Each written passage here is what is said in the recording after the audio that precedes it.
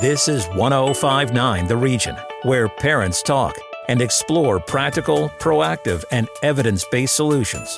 This is Where Parents Talk with Lianne Castelino. Thanks for joining us, everyone. This is Where Parents Talk. I'm your host, Lianne Castelino. Over the next 30 minutes, we hope to leave you with some food for thought as you navigate your parenting journey. On the show today, a conversation that many parents dread, delay, or avoid altogether, one that often leaves them feeling anxious or uncomfortable. Talking about sex and sex education is familiar territory, though, for our guest today. She's been a sexual health educator for more than 25 years. Her latest book is called Sex Talks with Tweens, What to Say and How to Say It. Amy Lang is also a mother of a young adult and the founder of birdsandbeesandkids.com. She joins us today from Seattle, Washington. Amy, thank you so much for being here. Thank you for having me. You've spent more than 2 decades primarily focused on supporting parents in having that sex talk with their child, helping them with the words, approach, and message. In what key ways has that conversation changed during that span of time, would you say? And what's been most surprising in that change for you? You know, I got my start in just general sexual health education, working with teenagers and adults. And so what I think has changed the most is good news. Kids have more information than they ever have had. Bad news, a whole lot of it is frankly from porn and it's misinformation. And so we have this kind of push-pull of a lot of more accurate sexual health information, and then it's got this porn overlay. And so what's happening is that they're getting lots of information about sexualization and sexual stuff that isn't based in reality. So good news, they got more info. So that's one of the big things I think has changed. Much more openness about sexuality and gender and sexual orientation. So much more focus on consent. I don't know if you remember, there was no conversation about consent when we were young.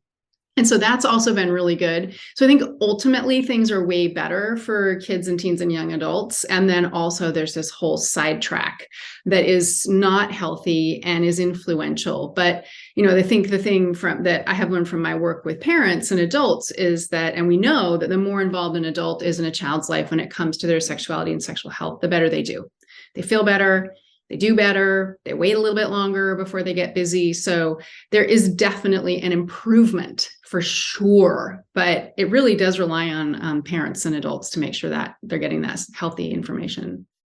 Let's drill down on the parent for a little bit before we get into how they can approach the topic with their kids. What would you suggest that a parent needs to do to feel more comfortable in general talking to their child about sex?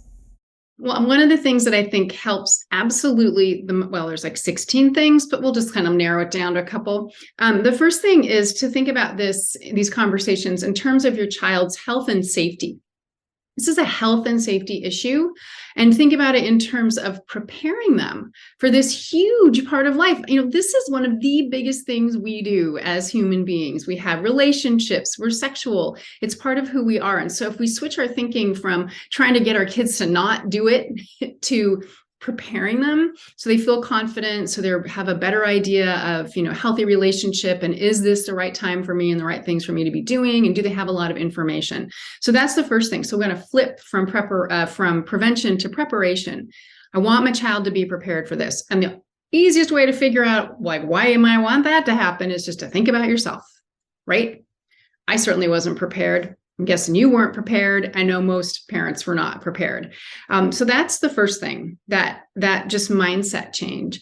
The second thing is to really focus on sexuality is a good thing. It's a cool part of being human. It feels good to have sex and do sexual things. Our bodies are pretty flippin' amazing. And having relationships is also, it is hard. I get that. I have one. But it is, there's a whole lot of good stuff about sexuality. So that's the other lens is hey, this is a good part of life. Sure, things can go sideways, but the more prepared you are, the better you're going to feel, the better you're going to do, right? So there's this circular connection there.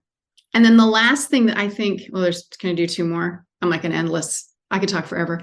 So the last 2 things are really kind of more personal work. So the first one would be to think and or talk with someone about where you got your information when you were growing up. Like, how did you learn about sex and sexuality and relationships? Was anybody talking to you? Did you have sex ed at school? So that's one thing. The other thing is then to think about what messages did you get about sex and sexuality.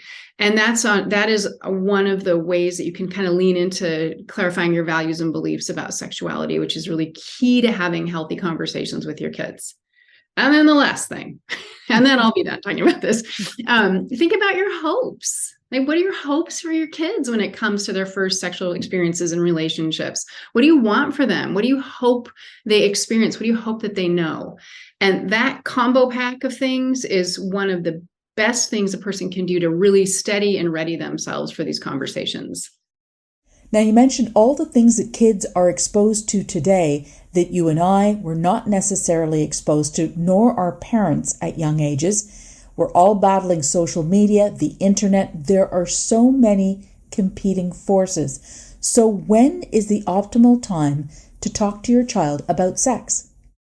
So this might be surprising to people. So I often say, take a deep breath. So the ideal time to start these conversations about reproduction, because that's really the easiest way for us to jump in, is when they're about 5, when they're starting kindergarten. I know this sounds really young. And the reason is that at 5, they don't know what we know. We don't know there's anything amazing about sex. They don't know there's anything terrible about sex. They're new on the planet. They're starting kindergarten, so they're going to be getting information from older kids. They're curious. They're open. They won't notice your sweaty upper lip while you're reading a book with them.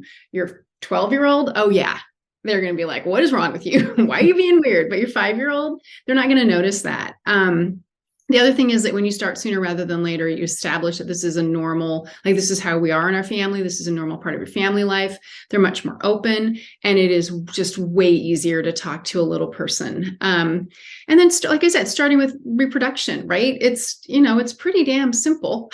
Mm-hmm. Right? The usual way a baby's made, talking about all the other ways babies are made, and then focusing on families and bodies and boundaries. And that establishes your relationship with your child around this in your family. And then it makes it a lot easier as they get older and the conversations get more complicated. Now, you also talked about considering what the goal of the conversation is before starting. If you're looking at it through the lens of health and safety, then that completely changes the approach going in, does it not? Oh yeah, it totally changed it for me, because Milo was 5 and I've been a sex educator for like 15, I don't know, a long time, 16 years. And I knew what I was doing. And then I thought he was going to tell me it felt good to touch his penis. And I freaked out on the inside. And I realized that I had no idea. Like, I had no idea how to talk to a little person. And then as I was doing research for myself and our family, I realized that I could help other parents. But one of the things that made me sort of jump the line, like made me lean in fully, is when I read that study after study shows that kids who have open communication with their parents or a trustworthy adult, they're safer from sexual abuse. And so that, for me, I was like, okay, I'm all in. Like, it didn't even, like, I was already a little, and everything shows sooner is better because of establishing that trust and communication and open lines of communication, which is really key to supporting your child around this. We are talking about discussing sex and sexual health with your child. Our guest is Amy Lang, sexual health educator, author, and mother. She works specifically with parents to support their conversations about sex with their kids. Now, Amy, how do you suggest parents go about removing any awkwardness or nervousness from broaching and talking about the subject with their kids? So doing the work that I mentioned at the top is one of the things. And then the other thing is just do it. Just practice, just say the words. My new book, Sex Talks with Tweens, is all scripts. There are some tips, but it's the words. And so you're only going to get better if you do it. And I promise no one's going to die. No one's going to throw up. You might feel uncomfortable. Your kids might feel uncomfortable. But if you just say, I'm uncomfortable. No one talk to me. You need to know this stuff. Here we go. And getting books, like, you don't have to be the Wikipedia of sex. You can get books. There are terrific books out there for kids. read them all yourself first, so you've got a little information, and then just go for it. And sometimes, there are all these myths, like I know you know them, like, oh, my kid's not ready because they haven't asked, or, oh, school will take care of it, or I'm all right, that was okay, my kid will be fine. And that's all not true. So your kids will not know that you are willing to talk to them if you don't talk to them, right? Saying you can ask me anything and then never saying anything, that doesn't tell them anything. So I would say just start small stakes. Start with something that feels small and feels doable. And then don't worry about giving them too much information. It is almost impossible for us to do that. So one of your goals should be sweaty upper lip. If you have a sweaty upper lip, then you're hitting it. And, anyway, so yeah, it's just practice makes progress, right? Just try. And the worst thing that could happen is, well, sometimes kids really freak out about it, but most of the time they don't. If they're older, if they're in that tween, they'll be like, oh my God, gross. I don't want to talk about this. Fine. Developmentally typical. We don't care, right? You don't care. They have to know. You alluded to your son and the journey with him in terms of your own learning as a parent. He is now 22 years old. And you also talked about natural curiosity in the example that you provided. So how can a parent work with a child's natural curiosity around sex and sexual health in order to better have that conversation? Well, I think normalizing, just saying, hey, people have sexual feelings. Sex is a normal, healthy, natural part of life. So just laying it out there, talking openly about puberty and how their body's going to change, how their feelings are going to change, how they might have crushes, talking about romance and healthy relationships. When you're doing that kind of all along and you're very clear that, sex in and of itself is for later in life. It's not for kids. You need to be ready for it. You need to be prepared. And then you're working on making sure your child has all the tools they need, because we can't control them, right? They're going to do it when they're going to do it. And you can have your kid do it like I did and be okay. Or you can make sure your child is set up to feel good about their first experiences. Our conversation with Amy Lang, sexual health educator and author, will continue after a short break here on Where Parents Talk on 105.9 The Region. Remember, you can also check out the full video version of this conversation at whereparentstalk.com. When we come back, tailoring the talk, how talking about sex with boys should be different than with girls. Stay with us. Want to learn more about the show? Email info@whereparentstalk.com. Stick around. Lianne Castelino and Where Parents Talk will be right back on 105.9 The Region. Welcome back to Where Parents Talk. Listen live at 105.9theregion.com. Here's Lianne Castelino. Welcome back. The birds and bees conversation in many households is compromised and perhaps even more complicated today, given the access to information many kids have through social media and the internet. So what can be done to help parents be more comfortable and confident discussing sex with their child? Our guest, Amy Lang, has been helping parents with just that for more than 20 years. She's a sexual health educator, author, and mother of one. The other competing force and factor that you alluded to, which many parents may wonder about, is let's say that they haven't had the conversation yet with their tween or teen, and that young person has been exposed to porn on the internet or elsewhere. What does that conversation look like then as a starting point for people who haven't had it yet? Yeah, that is just super rough. It's a really hard place to start. Most kids have heard the word sex, right? And most kids have some idea that it has something to do with bodies and maybe relationships or something like that. But when a child has been exposed to porn before they knew what, have a healthy understanding what sex and sexuality is, it's harder because you have to say, hey, you know what? I'm really sorry you saw this. This is something that's called sex. What you saw is not real sex. It's called porn. It's not okay or safe for kids to see. It can really mess with their hearts and their minds and their bodies.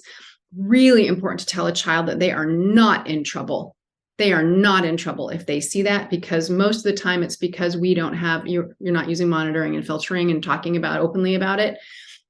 So it's not on your child to be curious, right? Kids are curious. I would have been all over the internet when I was 10, all over it. So that's the first thing. And then you're going to have to say, you know what, this isn't what sex is. We need to start talking about this. I'm sorry we didn't start talking about it sooner, and then get books and then start the conversation. And, one of the things about the porn exposure is that it will happen to every child. Nobody makes it to 18 without seeing it. It's usually accidental. And then it can become problematic, but it is definitely a fact of teenage life. Mostly boys use porn. Some girls are using it. But it is just integral into their sense of themselves as a sexual person and where they're getting their sexuality education. It's a bummer, to put it mildly. It certainly complicates things for sure. Yeah. But let me ask you, just to pick up on that point, what would you suggest is an approach to talk to boys specifically about sex and sexual education versus girls? Everybody needs the same basic information, right? They all need the same information. And then the places where it kind of diverges is around misogyny and sexual assault and, locker room talk, and the way guys still talk about women as an objectification. And I'm using big grown-up words, right? But boys are encouraged to look at women as objects. That's what porn does. We're still valued for how we look and how we move in the world. There's still, there's that whole culture of she asked for it and all of that. So talking with boys really, really openly about consent, making sure they really understand that their partner, and it doesn't matter what gender their partner is, they need to say, have a wholehearted yes. And making sure that the people, if your child is straight, that they understand that they are equally responsible for birth control. Like, they need to make sure their partner gets it. They need to be on board with it. They need to know what it all is. And then I believe that families should make condoms available regardless of your child's sex. So being really clear about this awful culture around how women are perceived, and how men are supposed to behave, right, around women. So, and helping them talk about their emotions and making sure they understand that, healthy relationships are about connection and sharing feelings and that kind of thing. So it's complicated on that side, right? And then let's go over here to the girl side, right? All that, right? They're experiencing that. They experience it from the time they're little girls. So talking with them about how important it is to, feel confident about who they are as a sexual person, to trust their trust their intuition. If somebody's feeling pushy or pressury, then they need to ask for help with that. One of the things that lots of kids do is they share nudes. And so talking about how that can be a huge problem, because even though somebody says they won't share it, they will share it. People are predators in that way. I think really helping girls understand that they are fully worthy, and we have to talk about clothing, right? And most of us don't want to see a 12-year-old in booty shorts and a crop top. And also, we're policing what she's wearing. So there are these spaces where you need to talk with girls about, people make decisions about you based on what you're wearing. The crappy people over here, they're going to make decisions about you based on what you're wearing, whether they make it consciously or unconsciously. So having conversations about that. Again, birth control, making sure that they know what periods are before they have them, right? Mm-hmm. Yes. I don't understand why somebody would let a person with a uterus not know about periods before they show up, but it happens all the time still. Mm-hmm. That may be one of the good things modern day, right? That's not happening so often. So really at the end of the day, it's like lots of communication about what consent looks like. What does a healthy relationship look like? Because after you get all the nuts and bolts out of the way, yeah, you still need to revisit those. But by the time they're in those solid teenage years, it's all about relationship, right? I like this person. Do they like me? How do I look? It's all that internal stuff. So helping them to understand, A, that's normal, and B, how to be healthy within that. So much of what you're talking about, Amy, from a parent's perspective, has everything to do with having confidence and really courage to broach the topic, to make it age appropriate, etc. How does a parent's own relationship with sex education and how they perceive the subject matter impact how they decide to talk to their child about it? Well, the less you had, the harder it is, right? So if you grew up in a really conservative culture, it's a lot harder to be open because all the messages in those communities about sexuality in general, it's very hidden, it's very negative.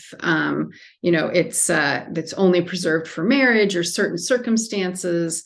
So that makes it harder. I think about it in layers. Like some folks have a really big layer to get to the top, right? They got to go through a bunch of stuff to get to the top. And it could be because of their sexual abuse history or, whatever happened for them that just makes it so much harder. And some folks are lucky. They have less to go through, but it always takes some kind of courage for most people. So I am a very big fan of baby homework. So just baby steps, like tiny little things you can do that will help you lean in and feel better and feel more comfortable. And some of it is sort of silly. Like I said, like, what are your hopes, right? What are your hopes? Or how did you learn? Like just having the how did you learn conversation for some people and the messages is just liberating. They get it out of them. And then with the messaging, it's like, oh my God, I don't believe that. And that hurt me. I don't want my child to have that information. So I'm going to do the opposite. And, what we know or what I believe is that every child needs at least one trustworthy adult to try. And, I think in parenting, we think we should know what we're doing. Don't know if you noticed. It's not really a thing. Yeah. Doesn't always happen. And so doesn't always happen. So it's okay to say, I don't know what I'm doing, but you need this information. I don't want you to feel like I did, right, during this time of life or when I started, these romantic relationships. You bring a really interesting lens to this topic because you're a mother yourself. You educate adults. I wonder if you could paint a picture for us on what you're hearing from parents when you meet them and as you try to educate them on how to find the words and to have that confidence that we talked about to have the conversation about sex with their kids. What are trends that you're seeing? Well, I mean, not to toot my own horn, but I have over the years that I've been doing this, I have people come to me and say, you made this possible for me. Like I have amazing conversations with my kids. I saw you in kindergarten. You came to our elementary school. You taught at our preschool. And my child just came to me and said that they're ready to have sex. And we were able to talk about it. And I felt comfortable that this was going to be okay move for them. So I think that knowledge is empowering. And so I've been able to provide information in a very down to earth and simple way. Like this is not complicated. I mean, it's really complicated, but it's also not complicated. So I think that taking some of the pressure off in some ways and giving permission, right? We didn't have permission to talk about, like our parents didn't talk with us. They didn't have the same kind of permission. So having somebody say, you can do this, it is okay to do this. Excuse me, you also probably should do this because it is, health and safety for your child. That's our main job, nothing else. They don't need smartphones. They need to be healthy and safe, right? They need whole wheat bread. So I think just giving the permission, having the resources, and just the encouragement, and also taking the mystery out of it. Like we made it this huge thing and, it's serious business, but it doesn't have to be. A whole lot of it is hilarious. Like think of all the slang for private body parts, the kid-friendly slang. It's funny, right? Like be lighthearted. Don't be, if you're all serious business about it, they're going to be like, get the hell away from me, weirdo, right? And making it casual, that's the other thing that we didn't really talk about. But one of my colleagues says it's 200 2-minute or 2,000 2-minute conversations, right? Just keep it short and sweet. Keep it a little lively. Sometimes they're going to be longer, but it's not, you don't sit down on Wednesday and say, okay, it's hump day, it's dinner time, we're going to have a sex talk, right? That is, no, That's a no. Right. I mean, you can say that and be funny, right? And say, it's something, a little thing to tell you. And that's fine. But none of this, like what we're doing right now, don't do that to your child because they will run for the hills. So can you give us an example, Amy, of perhaps the most common mistake that parents make around this topic and what you suggest to address it? Yeah, I would say the most common mistake is thinking that, they don't need to know. Oh, they don't need to know. They're too young, or letting your fear, projecting that onto your kid and be like, I'll find a better time. And there's really never a good time. So like buying into your discomfort rather than pushing through. So, I would say that just give it a shot and see what happens. Give it a try, and start low stakes, right? Just say, hey, do you know what tampons are? I mean, right, to your son, right? Like that might feel high stakes to you, but find some place where you can enter in. And then the other thing too is just going on too long, right? And just blah, blah, blah, blah, blah, blah, blah. Just shut up, right? Just like watch your child's body language. If they're twitching and pulling away from you, if you start, then you need to stop talking because you can always pick it up later. You can always pick it up later. We tend to ramble out of anxiety and also wanting to get it over with, which there's no getting it over with. It is a consistent conversation. Let's talk about a school's role in this equation.